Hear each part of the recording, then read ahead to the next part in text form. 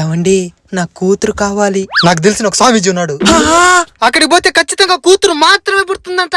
వెళ్దాం పదండి. చెప్పండి నాయన, ఏం కావాలి?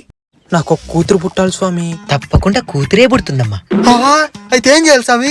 ఏదైనా పద్ధతులు ఉండాలా? పద్ధతి లేదు ఉండేది. ఒక మంత్రం ఉపదేశిస్తాను, అది ఫాలో అయిపోతే సరిపోతుంది. అయితే చెప్పండి స్వామి. అది ఎవరి దగ్గర అంటే వాళ్ళ దగ్గర చెప్పకూడదు, కేవలం భార్య చెవులో మాత్రమే చెప్పాలా. అయితే చెప్పండి స్వామి. ధన్యోస్మి స్వామి, ధన్యోస్మి. రుణపడి ఉంటాం స్వామి నీకు. వెళ్దాం రాయే. ఇంతకీ స్వామీజీ నీ చెవులో ఏం మంత్రం చెప్పినాడు? అది ఏం చెప్పినాడు చెప్పు. అంటే అదండి, చెప్తావా లేదంటే నరికేసేదా? అబద్ధాలు చెప్తే ఆడపిల్లకలు పుడతారంట. స్వామీజీ, స్వామీజీ చెప్పు నాయనా. అబద్ధాలు చెప్తే తప్పకుండా ఆడపిల్లకలు పుడతారా? తప్పకుండా పుడతారమ్మా. ఏంది కాదంటే నాకు కూడా ఆడపిల్లకాయలే.